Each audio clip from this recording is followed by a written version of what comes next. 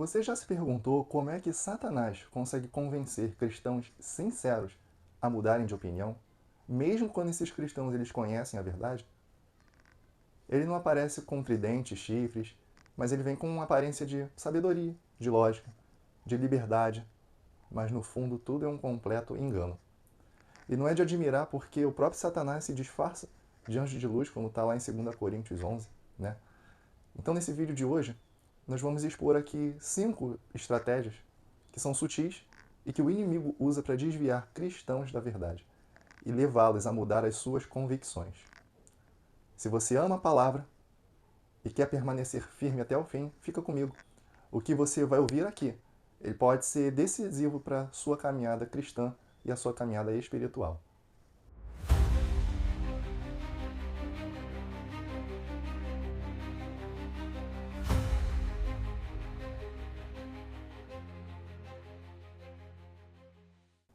O primeiro ponto que eu quero tratar aqui com vocês é sobre a dúvida disfarçada de inteligência. E isso acontece desde o Éden, que a primeira estratégia de Satanás foi questionar a palavra de Deus. Como está lá em Gênesis 3, versículo 1, né? Foi assim mesmo que Deus disse? E hoje ele faz o mesmo. Ele faz o seguinte questionamento: será que a Bíblia quer dizer isso mesmo? Será que isso ainda se aplica nos dias de hoje? Será que você não está sendo radical demais com essa sua crença? Ou seja, ele planta dúvida, como quem planta uma ideia inteligente, uma ideia que faz sentido. Mas a dúvida ela não é neutra, né? Ela é a porta de entrada para o engano. E desde o Éden, Satanás ele não nega diretamente a palavra, mas ele questiona a palavra com sutilezas, né? Como eu falei anteriormente, foi assim mesmo que Deus disse. Então, no dia de hoje, ele continua lançando a semente da dúvida, mas com uma roupagem muito mais, né, intelectual, moderna ou ainda tolerante. O primeiro exemplo prático que eu quero trazer aqui para você é sobre a área da sexualidade. Né? Existe aquela frase moderna: mas será que a Bíblia diz sobre sexualidade não é apenas para aquela época, para a antiguidade, né? Ou seja, Satanás continua dizendo: será que Deus disse isso mesmo? E aí muitos cristãos, o que acontece? Eles começam a rever seus conceitos, seus valores bíblicos, né? São influenciados por pautas ideológicas e pelo medo de parecer homofóbico ou intolerante. E aí mora um perigo muito grave, porque a verdade ela começa a ser relativizada em nome de uma falsa compaixão. E da mesma forma, né, a gente tem um exemplo ali sobre o inferno e o juízo. Né? Muitos se perguntam assim, será que Deus de amor mandaria alguém para o inferno? Isso não é meio retrógrado, meio atrasado, meio medieval? Né?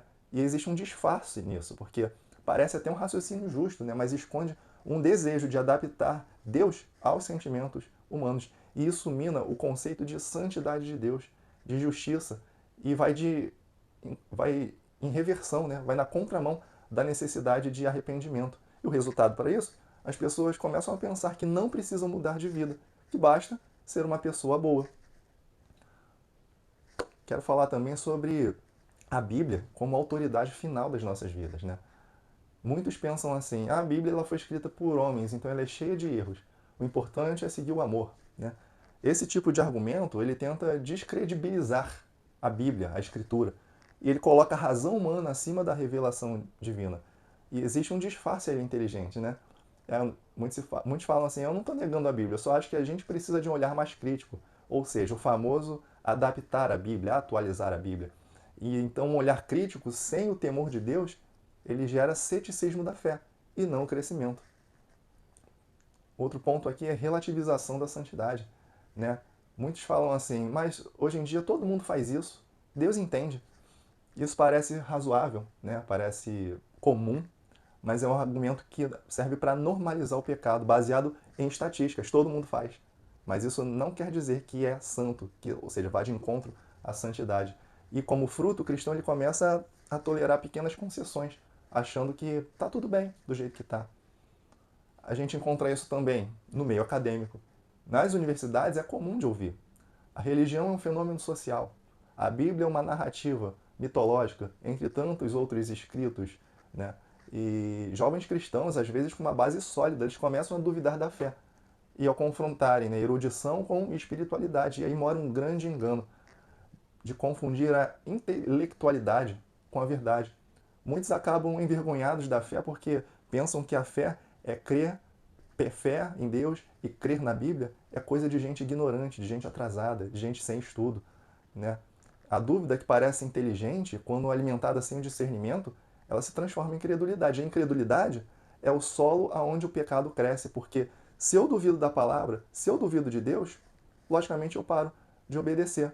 Mas aqui a gente traz à luz a Escritura, né? Tem cuidado de ti mesmo e da doutrina. Persevera nessas coisas, porque fazendo isso te salvarás, tanto a ti mesmo quanto aos que te ouvem. Isso está lá em 1 Timóteo, capítulo 4, versículo 16. Então a gente tem que tomar muito cuidado com os argumentos que soam bonito, mas que não têm base na palavra de Deus. A segunda tática que Satanás usa é de substituir a convicção por sentimento.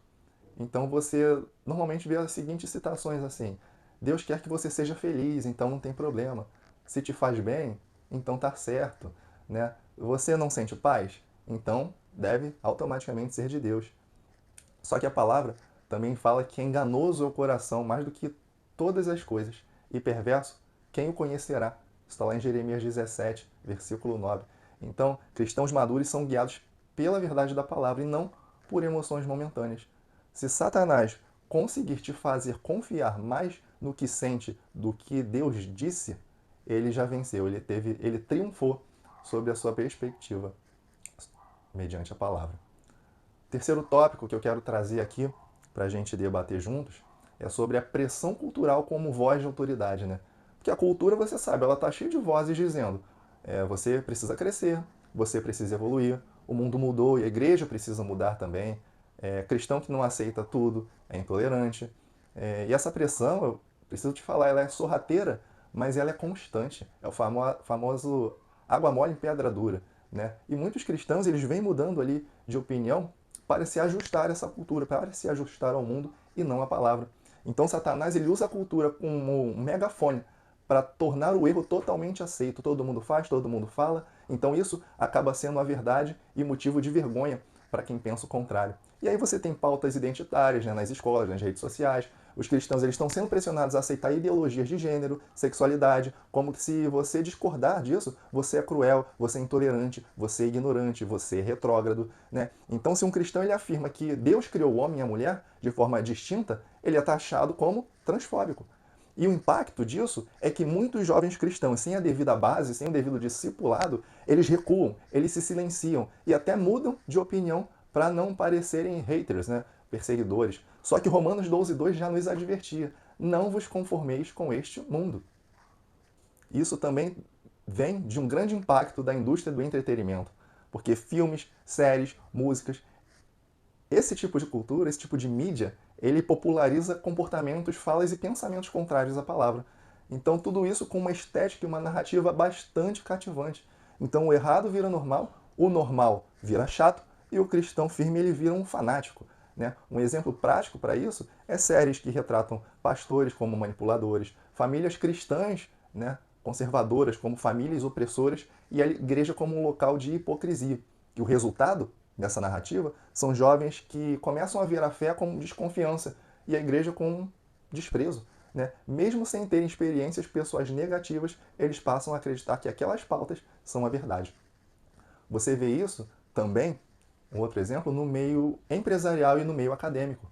Né? Posições cristãs quanto à família, casamento, pureza, elas são rejeitadas, vistas também como retrógradas. E existe uma pressão velada relativa a isso. Né? Muitos dizem assim, se você quer crescer aqui na empresa, aqui no meio acadêmico, é melhor você não expor essas crenças, ou ainda, fale de tudo, só não fale da fé nesse ambiente. E como resultado, os cristãos começam a separar a vida profissional da espiritual, ou seja, eles querem viver o sagrado e o secular de forma distinta, como se fosse possível, né, viver ali duas realidades, quando nós sabemos que nós somos um só. Isso acontece até mesmo dentro da própria igreja. Infelizmente acontece. Né? Vozes dentro da igreja elas reproduzem a pressão do mundo, como, por exemplo, o Deus é amor. Então ele quer que você seja feliz, não importa o que a Bíblia diga. Ou então não seja um religioso, seja inclusivo. Né? E mora um grande perigo, porque a palavra acaba sendo diluída, essa coisa da inclusão, para caber na cultura atual. Né? Se você incluir uma coisa mais simples, você vai ter que incluir outra, e aí não vai ter volta. Né? Isso não é evangelho, isso é um mundanismo disfarçado de empatia. E empatia, como eu já falei em vídeos anteriores, não tem nada a ver com a compaixão de Deus. Então, a estratégia de Satanás que ele usa é a cultura como megafone para repetir o erro até que aquele erro se torne algo aceitável e algo normal. E ao mesmo tempo ele faz a verdade parecer motivo de vergonha. Quem defende os valores do reino é visto como alguém que parou no tempo. Mas nós, graças a Deus, temos a palavra para ir com um contra-ataque quanto a essa grande quantidade de mentiras. Né? Romanos 12:2 fala, não vos conformeis com esse mundo, mas transformai-vos pela renovação da vossa mente. A palavra não muda para se adaptar a uma geração até mesmo mimada. Né? É a geração que precisa ser confrontada e precisa ser transformada pela verdade eterna. Por fim, temos que entender que sempre a cultura vai gritar, evolua, você precisa evoluir. Só que a cruz, de um outro lado, ela vai responder, negue-se a si mesmo. Então, não troque a verdade por aceitação. Não sacrifique convicção em nome de uma convivência pacífica com aqueles que pensam diferente de você. Você tem até mesmo autoridades corrompidas ensinando meias verdades. Muitos falam assim, nem todo pregador é de Deus, nem todo líder fala pelo Espírito Santo. Isso é uma verdade, sabia? Lá em 2 Pedro 2 diz que haverá entre vós falsos mestres que introduzirão encobertamente heresias destruidoras. Então muitos cristãos mudam de opinião porque não estudaram a palavra, né? Mas sim porque ouviram um pastor famoso, um coach, um influenciador gospel dizer algo diferente do que ele encontra nas escrituras. E cuidado com esse evangelho popular. Cuidado com essa graça barata. Cuidado com essa teologia do conforto que amacia o seu ego. Se ela não estiver alinhada com toda a Escritura, rejeite. Por mais bonito que pareça, não é a voz de Deus. Outra estratégia também é cansar o crente com as tensões internas. Satanás também atua pelo cansaço e ele é paciente.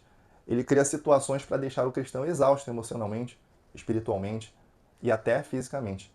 E nesse desgaste, o cristão começa a ceder, porque ele começa a pensar assim: poxa, não acontece nada. Está muito cansativo lutar contra isso.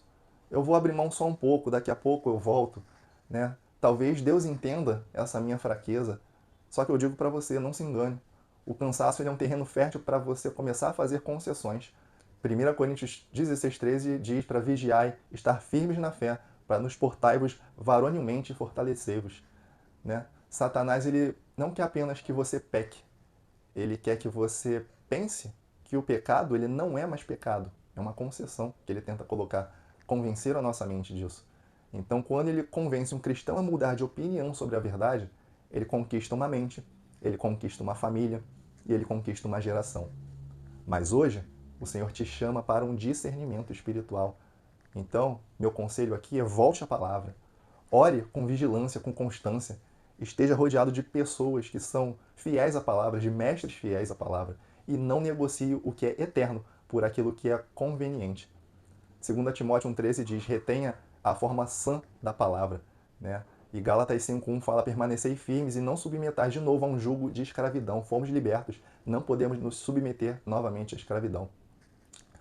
E se esse vídeo lhe abriu seus olhos, comenta aqui e compartilha com outros irmãos, porque muita gente, repito, muita gente está sendo sutilmente enganada, achando que está fazendo tudo certo, que está tudo bem. Vou pedir para você se inscrever no canal, ativar o sininho e que a verdade do Senhor te fortaleça. Nos vemos no próximo vídeo.